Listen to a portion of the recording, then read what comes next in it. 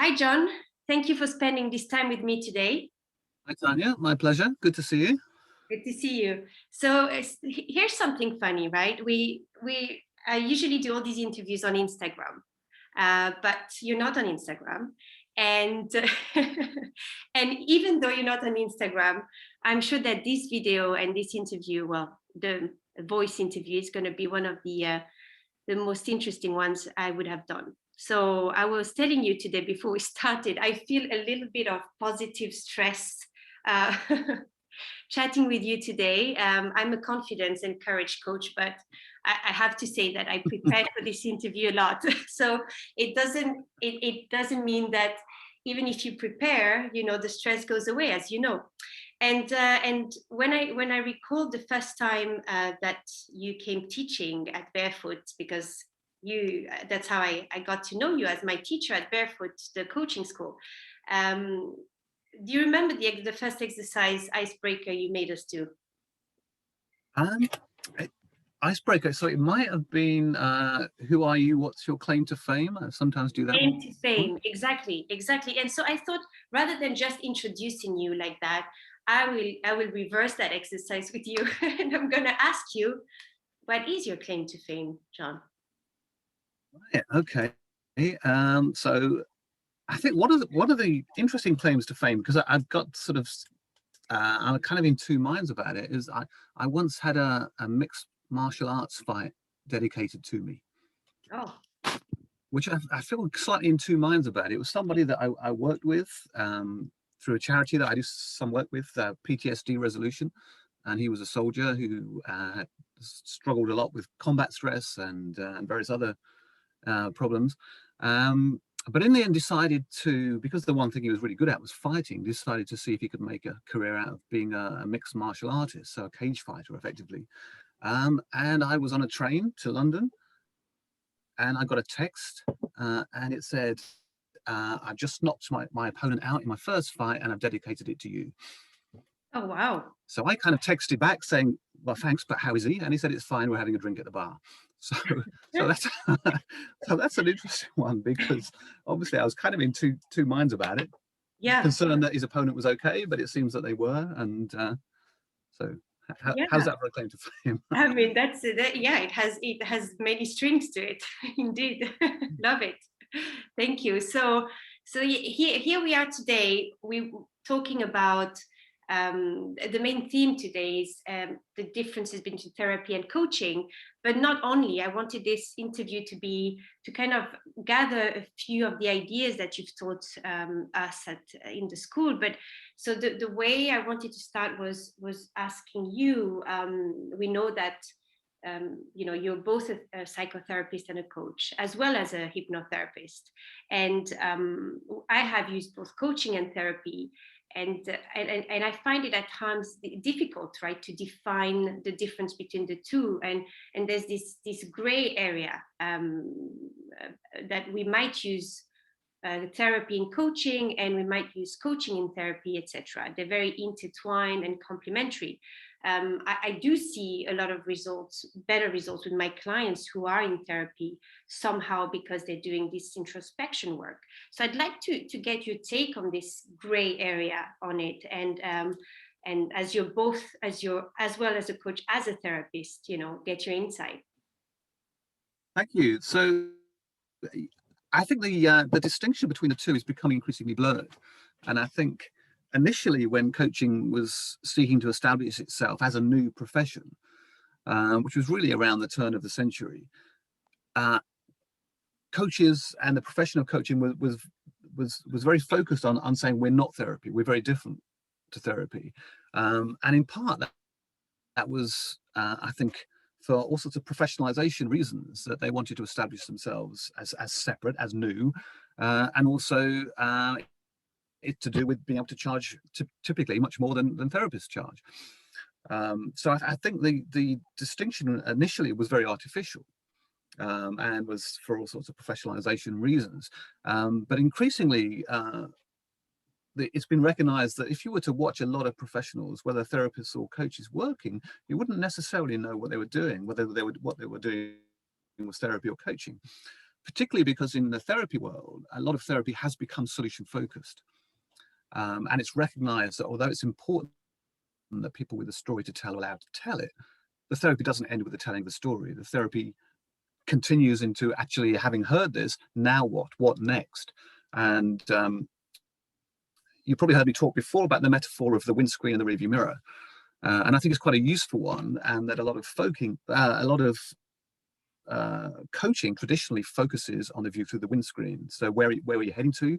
What's the destination that you've typed into your metaphorical sat nav, and where are you heading, and how can I help you get there? And a lot of therapy traditionally is focused on the rear view mirror, which is how did you get to where you are? But increasingly, therapists and coaches recognize the value of both perspectives. I think if coaches don't allow any rear view mirror perspective, then there is a very real risk that people keep repeating the same old wrong turns and dead ends and roadblocks, and they haven't necessarily learned from the journey that they've taken so far. But equally, if a lot of therapists obsess about the view through the rearview mirror, then actually they can keep people trapped and unable to move forwards, because before we can move forwards, we do have to reorientate our view to the view through the windscreen. So for me, that's quite a useful way of thinking about it. And I think most coaches would accept that now and would allow some rearview mirror gazing, so people with a story to tell are allowed to tell it. And increasingly, therapists are recognizing the importance of reorientating people to the future. Yeah, and that car analogy, you mentioned it as well in the podcast that you were a guest of Kim Morgan, which was Dancing in the Moment. Mm. So I really loved it, how you explained it there as well. And so for anyone who wants to listen to that podcast, I recommend it. But it's very useful to just very simply say, because coach is a way of transportation in some way, right? A coach, how Sure. from the car, you can decide to just look forward, but it might not just be useful to look forward. You might stumble across some obstacles that you hadn't seen, and you've got to look everywhere to get ready to take the next turn or direction. Absolutely. And I do really like the driving metaphor. And I think, a common metaphor for life is life as a journey. And then if you work with that metaphor, whether you call what you're doing coaching or therapy, you can actually have really helpful conversations just sticking within the metaphor of, do you sometimes feel that you're low on petrol? Do you sometimes feel that you are driving without a map, with no direction of travel? Do you feel sometimes you're going round and round and roundabout with no idea where to get off? And actually every single exit looks a bit scary, so you're staying on the roundabout. Do you sometimes feel that you're struggling uphill, carrying a heavy weight, and you're not sure you're going to be able to make it to the top of the hill? So are you sometimes freewheeling or heading for a crash? So there's lots of stuff you can do with that metaphor, and I think that's very helpful. Yeah. And I think we're going to talk more about that, because this metaphor is so powerful. I think that there's something that bothers me, though. Having used both therapy and coaching over the years, but most commonly I've used therapists throughout my childhood, and then as a teenager, and then as an adult. It did feel at time that I would remain kind of stuck in an introspection loop, and very difficult to have conversations with my therapist on where is this actually going, and when do you think that I might not need you anymore, and it might be weakness on my side, but the relationship became almost addictive. And it's not just with one therapist, it is with other therapists, that it's kind of, I'm not sure if it's not a positive necessarily addiction. And I'd like to have hear your thoughts around that, around what I'm saying. Yeah, I do have some quite strong, quite firm views on this, actually. I think in many ways coaching is more ethical in the way that it establishes contracts and clear endings. And one of the things that I always say, whether I'm working in coaching or therapy, is, my intention is to get quite close to you and to get to understand you. But my intention is to make myself redundant as quickly as possible. And that's my honest intention. And if I do a really good job, if we work together really well, you'll never need to see me again. And that's fantastic. So it's not friendship. So friendship, you know, you get very close to people. And if you get really close, there's a view that this could go on forever. And wouldn't that be excellent? But in coaching and therapy, it's really important. The therapist or the coach has the explicit intention of making themselves redundant as soon as possible. And there's a few things I'd say about that as well. I think what you describe is quite unethical. And unfortunately, a lot of therapists do either implicitly or explicitly give some profoundly unhelpful messages very early on in their relationship with the client, along the lines of change is difficult, and it actually typically it doesn't have to be. Change takes a long time. Again, typically it doesn't have to. And change is very painful. Again, typically it doesn't have to be. Those are profoundly unhelpful messages that many therapists actually set out in their first engagement with the client. This has got to be a long engagement. It's got to be painful. It's going to be difficult. It could take years. And by the way, my fees are £150 an hour. Well, for me, that's really quite an unethical way of working. And you wouldn't employ anybody else on that basis. You know, you wouldn't, if you were employing a decorator to come around, you wouldn't have them sort of look around your house and say, oof, this could take years. And actually, you know, it's a curious way of employing people. I think one of the issues, and it's particularly true of more psychodynamic approaches, you know, those informed by psychoanalysis particularly, the view that you have to endlessly introspect. And the evidence is very clear, actually, that endless introspection without an end in sight deepens depression. Because if you keep revisiting old hurts, you're keeping them alive, you're adding energy to those painful memories. And the body then starts responding as if those hurts are contemporary and happening right now. So a certain amount of introspection is very helpful so that we can learn from the past, but endless introspection without an end in sight. The evidence is very, very clear. It actually deepens depression and really needs to be avoided. Again, if we think back to the driving analogy, there is a lot of evidence that people who are prone to generating a lot of low mood tend to spend a lot of time in the past looking at the rearview mirror and revisiting old grievances, revisiting old wounds, old hurts, which if you keep doing that, you're going to, of course, lock yourself into a lot of low mood because that's bad stuff that you keep revisiting. People who are more prone to generating anxiety and a lot of fear tend to spend too much time worrying about a future which isn't actually happening right now. But because they're worrying about a future, what might happen next week, next month, next year, their body starts responding as if those things are actually happening right now. And so the antidote to both of those is to keep bringing yourself back to the present moment and to remind yourself it's called the present for a reason, because it's a gift. And actually, we need to recognize that obsessing about the past and obsessively worrying about the future, both of those generate a lot of negative mood states. Wow. I mean, that there was something I wanted to talk about before, but what you're just saying here, I want to pose in the sense that it's a little bit, it's the disease of, and I would say, the 21st century. That what is it about us that we keep chasing for, you know, the extraordinary moments and the incredible outcomes, and we don't know how to actually stop and enjoy the moments and finding joy. And we need training to understand and pause and finding joy. As a mother, I need training Yeah. to be able to actually last the whole day and enjoy motherhood, by understanding that, you know, you have to accept that it's in the moment and not, you know, in the globality. How come we need more of that now? I think so a couple of things I'd say. One is a lot of coaches, I think, are very guilty of perpetuating the myth that they have the skills and talents to help their clients become the best possible version of themselves. And it's a profoundly unhelpful thing to be saying, because it implies that there's something wrong with them as they are, which is a profoundly unhelpful message to give someone. You're not okay now, but at some mythical point in the future, you will be. But also this whole notion that a coach could help someone to complete the process of self-actualization is a mythology. It's just not true. None of us totally self-actualize. You know, however much you achieve in your life, however happy or contented or satisfied you become, there's always more. it might be that you achieve every goal you set out to, but actually there was still talents, of course, that you had that you never actualized.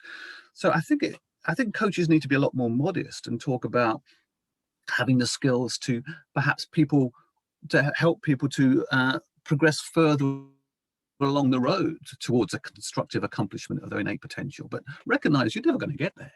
And actually, if you did, what would you do next? Imagine if you reached all of your potential in your early 30s or something. What are you going to do next? It would be tragic, actually. So actually, we need to stop talking about this optimized self as if it was something that was real and that coaches can help create, because actually that would be some kind of Frankenstein's monster, and it wouldn't end well. The other part of my answer is there's a great book on this called Why Zebras Don't Get Ulcers. And the idea of the book is actually zebras don't get ulcers, even though they're preyed upon by big cats and lions and hyenas, particularly. If the idea is if you're a zebra in a field and you're enjoying the taste of fresh, juicy grass, maybe last week your best mate was eaten alive by a lion and you saw it, but there's no lions around right now. So I'm going to just enjoy this fresh, juicy grass. And maybe next week you're going to be eaten alive by a lion. Who knows? None of us know for sure what the future holds. But right now, there are no lions around. I'm just going to enjoy this fresh, juicy grass. So zebras don't get ulcers, even though they face very real threats from predators like we used to as a species. And it's because they live in a present moment. So often mindfulness psychologists refer to this as the shower test. When you're in the shower in the morning, are you just in the shower, enjoying the sensation of the soap, the suds, the wonderful smells and fragrances, the warm water on your skin? Or are you in the shower still going over all that bad stuff that happened yesterday and how you're going to get even, or worrying about the stuff you're going to have to do as soon as you get out of the shower? And if so, that shower isn't going to revitalize you at all. So what you need to do is to give ourselves permission to pass the shower test, to be in the shower and just be enjoying that moment, and to do that throughout the day. And that takes practice for everybody to do it. I think it takes practice, but it also takes a commitment that actually, and it involves giving yourself permission. I think that's a big thing. Give yourself permission to just be in the shower, and then give yourself permission to just read that book because you want to read it, not because it's related to your job or your course or anything else. And give yourself permission to go out for a walk, not because it's good for your health or any other reason, but just because you feel like doing it. You don't need to come up with a reason. Yeah, and there's so much resources now that we can use. For instance, there's this journal that I bought. It's a monk journal or something, and it has every day you add things on the journal. For instance, things that you've been grateful about during the day, and where you're going to improve the next day.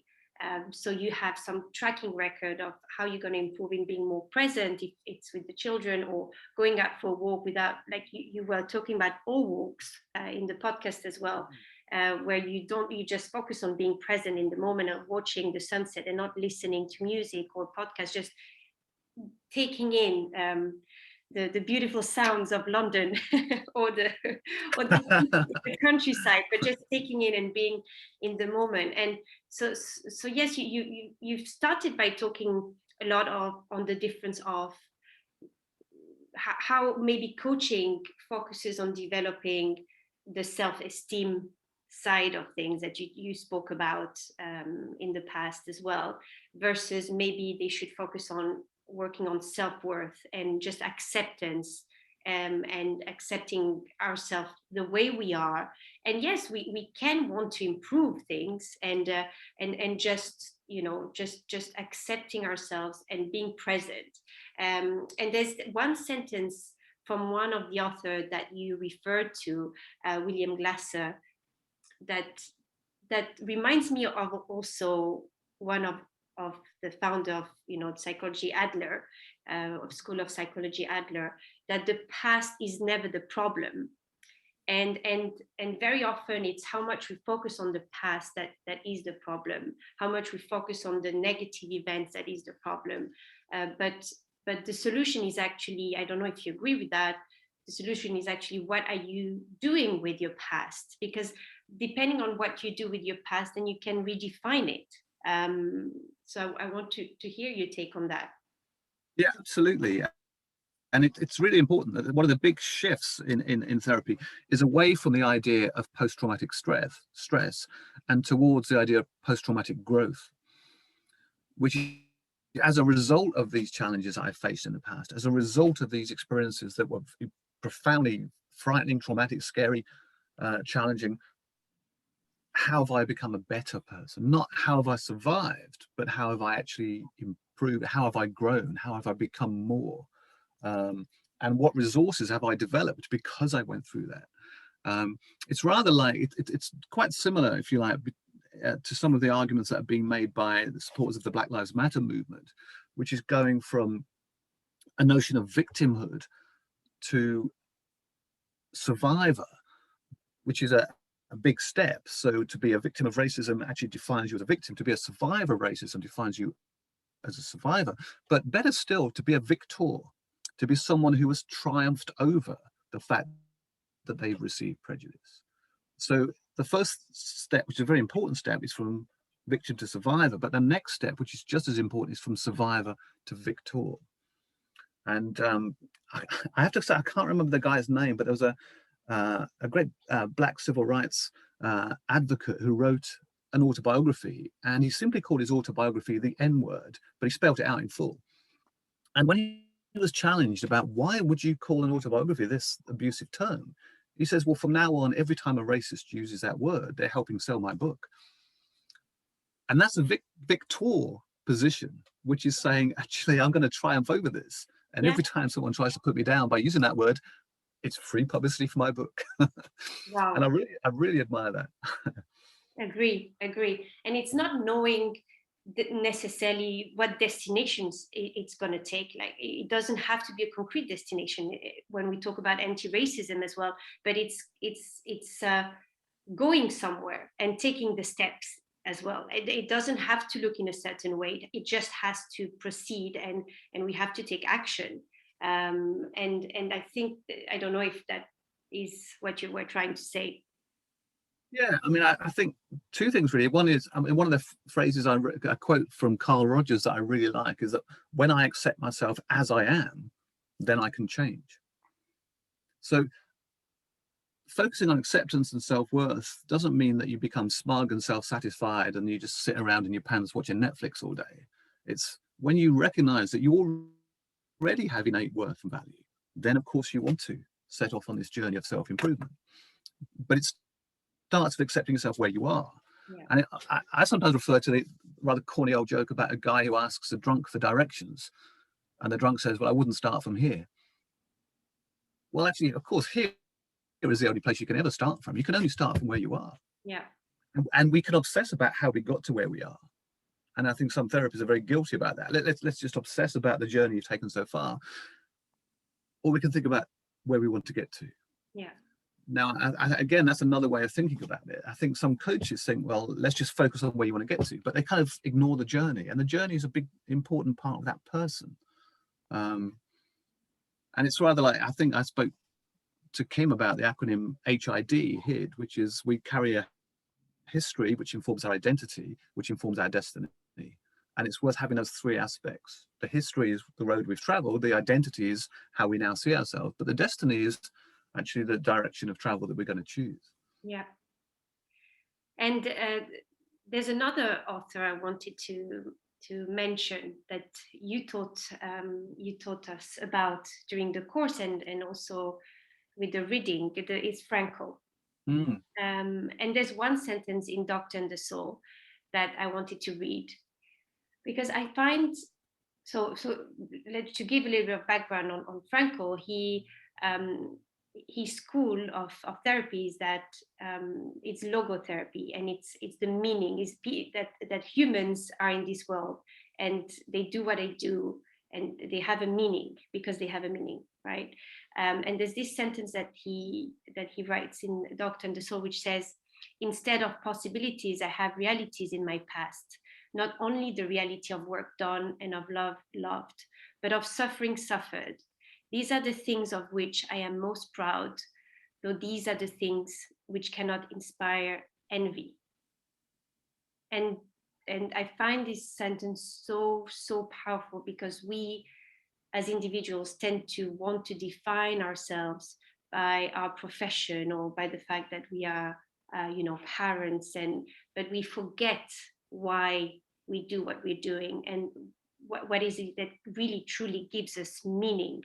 And just to talk about having become a coach without knowing about this sentence, and it's kind of this idea that you may have envy of others, etc., but as long as you're true to your meaning and your purpose, you need less evidence of your success, first of all, and second of all, you are less afraid to grow old, because whatever you're doing is in conformity with the meaning of life. So when a client comes to me and says, I feel guilty because I want more, I feel guilty because I'm not happy, there's always so much guilt. And I sometimes find that this guilt, it comes from the fact that they're not in line with their true purpose in life.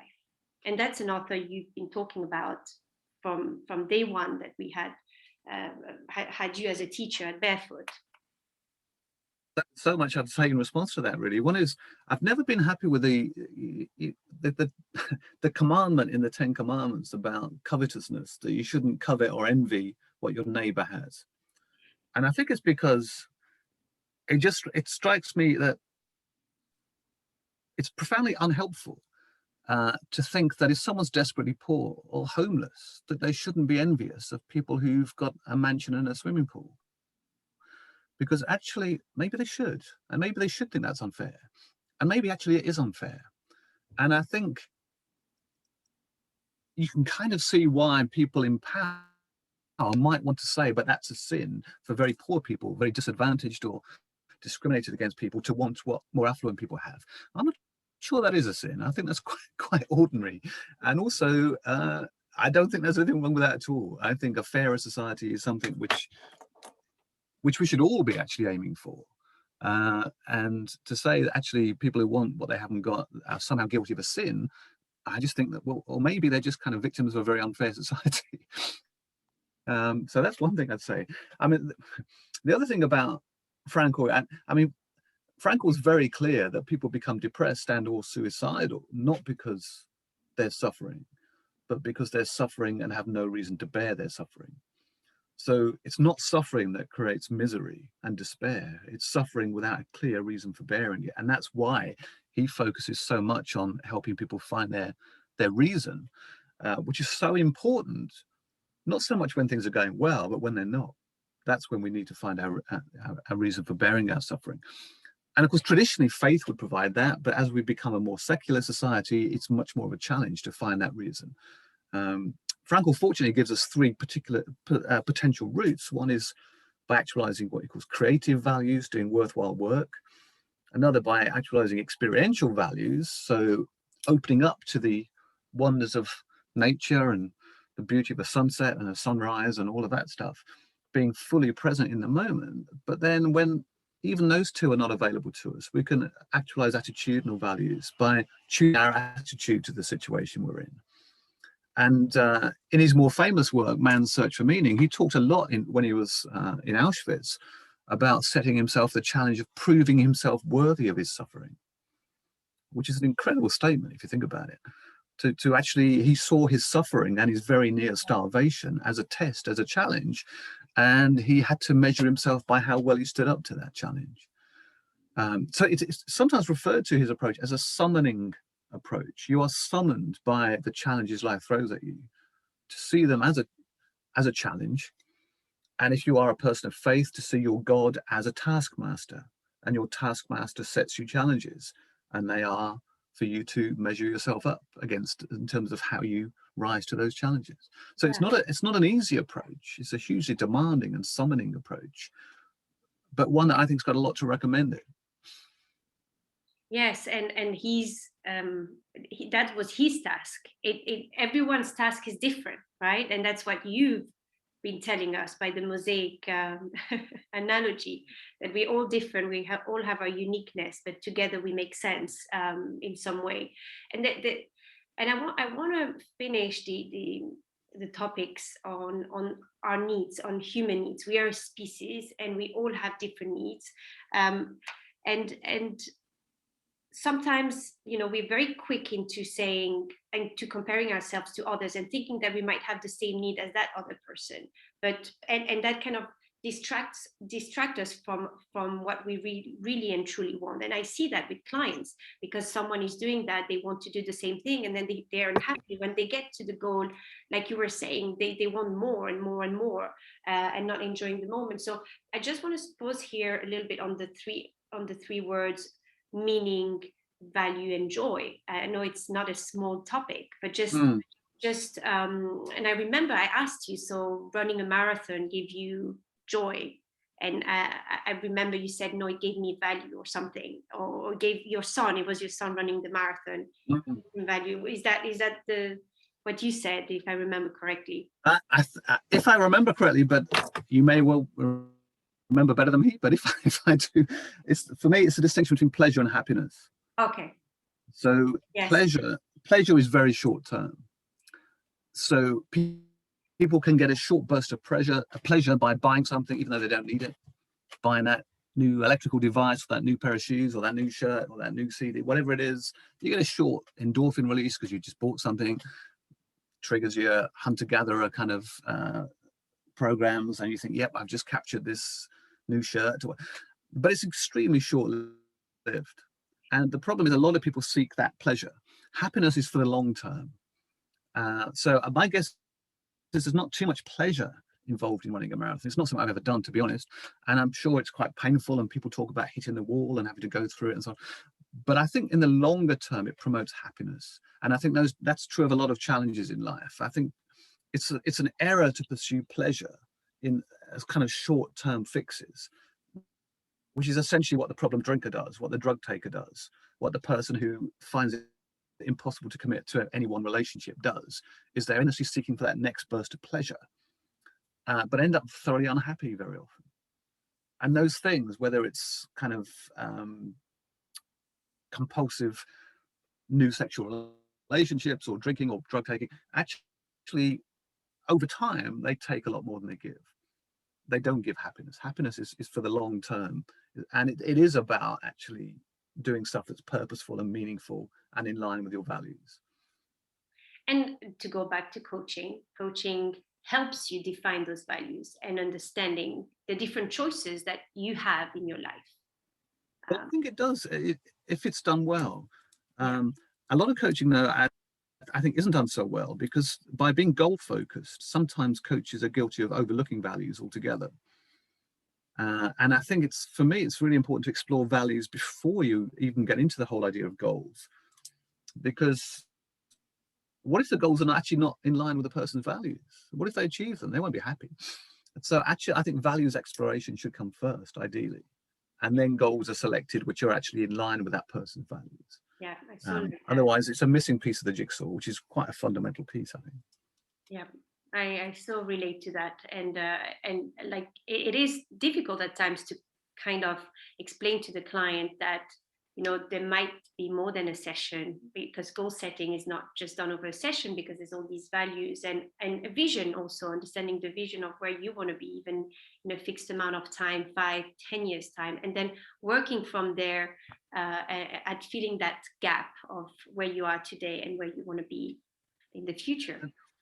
And there are some really quite straightforward ways of doing values exploration. I mean, you can just provide a list of values and ask them to put them in rank order. Then that's a very time efficient way of doing it.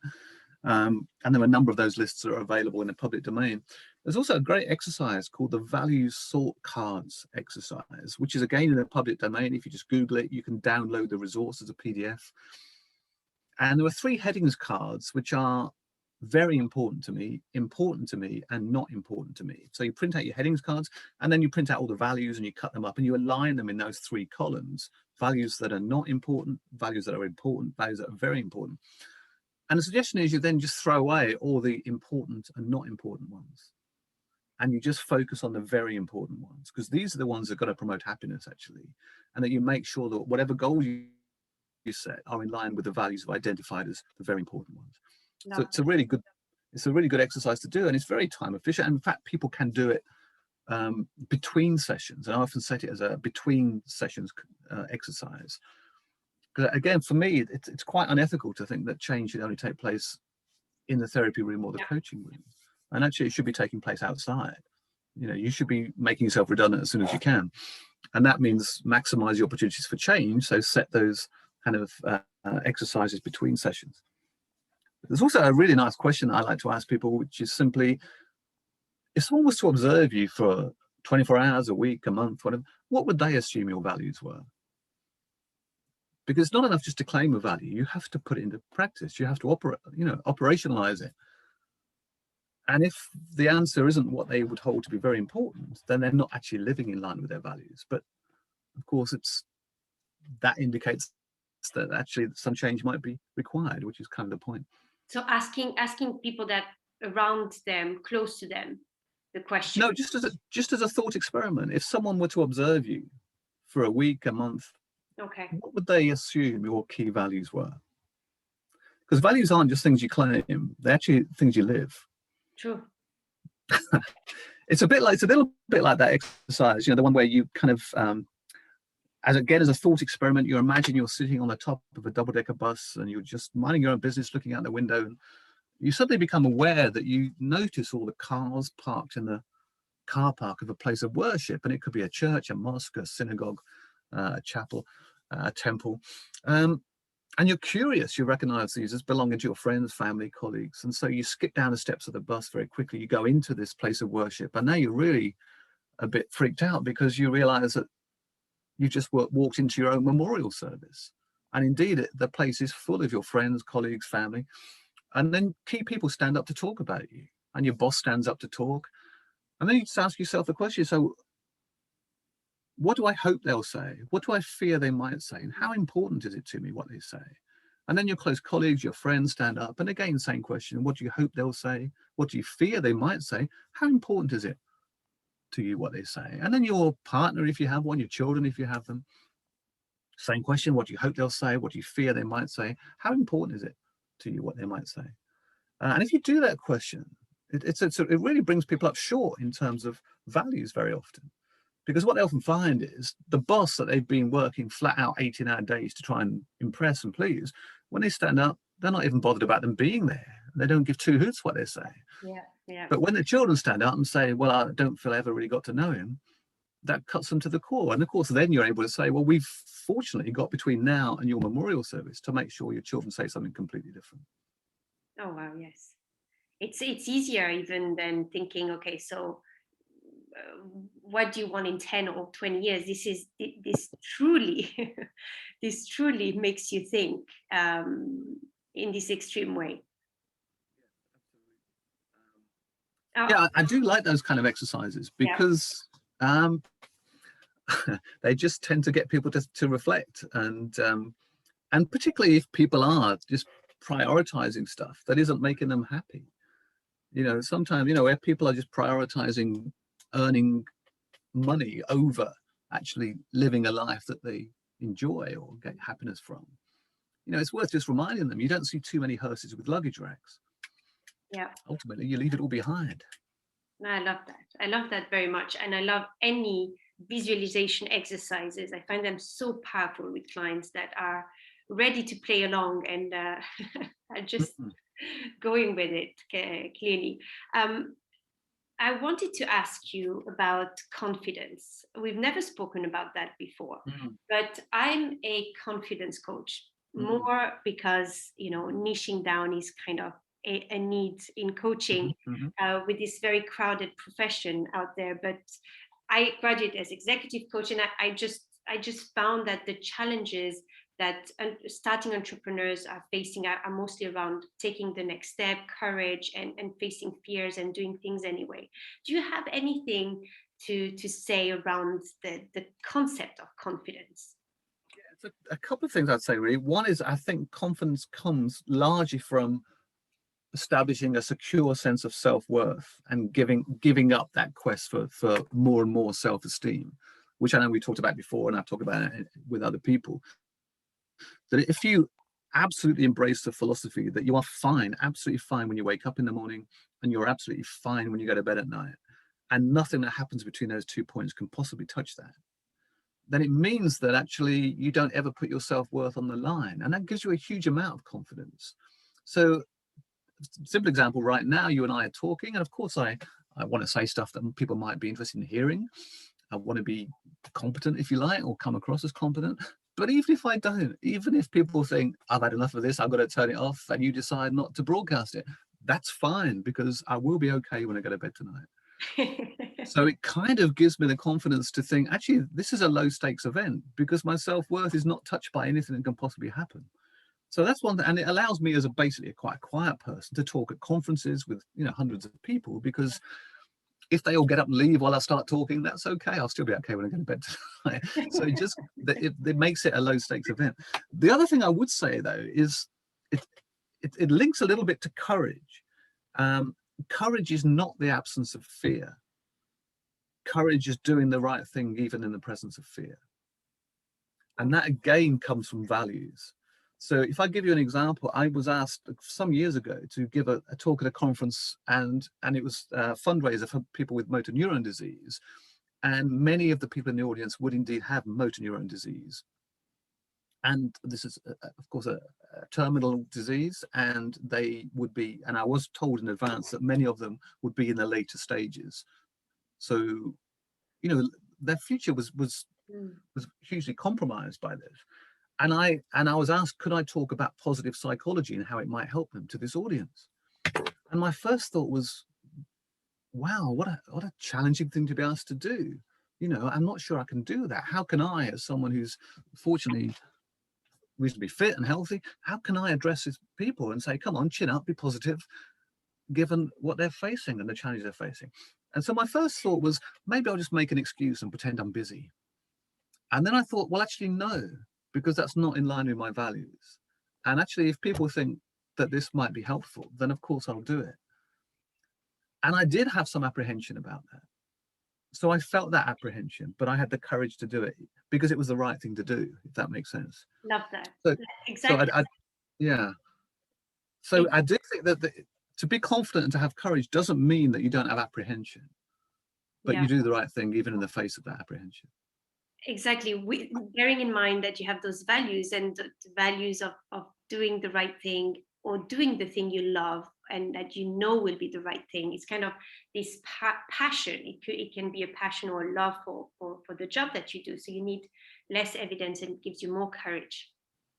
Yes, absolutely. And it's interesting because when I talk to, because I've done a lot of work for this charity I mentioned, PTSD resolution, so soldiers with combat stress, they will often give the same definition of courage. That when they're in the battlefield, when they're actually facing fire, they are of course scared, but they will do the right thing even though they're scared. Yeah. And actually, to not be scared in those conditions would be crazy. That'd be madness. Yeah. That's another topic that well, you mentioned about the zebra don't get also, but that also topic that we need fear, and as much as we need anger, as much as we need, and this topic of acceptance, and who do we want in the scene. That's another topic that you've taught us at school, right? The cast of characters. The cast of characters. You never want to push Mr. Anxious off your stage, because actually they're there for a reason, and their reason is to let you know when you're threatened. But you want to encourage them away from the spotlight. I mean, you'd never want to be driven in a car by someone with no anxiety. That would be terrifying. Yes, I love this car analogy, and it's a great place to end the conversation, because we could talk for so long. But I want to ask you a question. Are you thinking of writing a book or starting a podcast yourself? I'm going to have to say no for now, but who knows? It's one of my, and it is no for now, not no. One of the things that I just have a habit of doing is, if someone asks me if I do something, then I tend to reply with not yet. So if someone says, do you play the piano? I say not yet. I like that. And it doesn't, and because I don't, and I can't, but who knows? Who knows in the future, maybe. So in terms of writing a book, doing my own podcasts, not yet. Good. Okay. But maybe. when I get a no, I try to rephrase it as not yet as well, but it's not always easy, right? Thank you so much for your time again today. I'm gonna make sure that all the beautiful references we spoke about will be in the show notes and in the link, so that people can go back to it and learn from it, because I know that my audience asks me about the authors that you've highlighted in the conversation. Well, thank you so much. It's been a real pleasure, and time has flown, so thanks so much. Yes. We couldn't hear you saying goodbye very well. I think the sound just. Oh, okay. All So right. I'll say goodbye, and thank you so much. It's been a real pleasure. Thank you. Thanks, Tanya.